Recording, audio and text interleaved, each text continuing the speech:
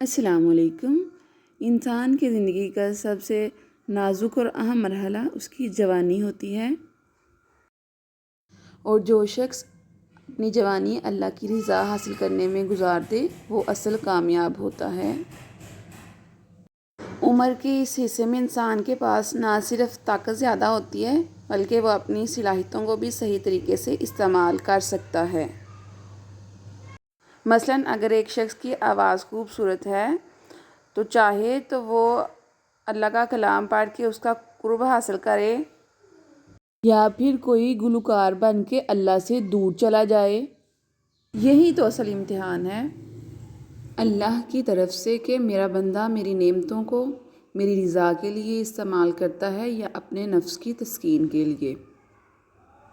جو کوئی اللہ کی نعمتوں کو اس کی رضا کے لیے استعمال کرتا ہے وہ نہ صرف دنیا میں بلکہ آخرت میں بھی کامیابی کی بلندیوں کو چھوتا ہے۔ Follow for more.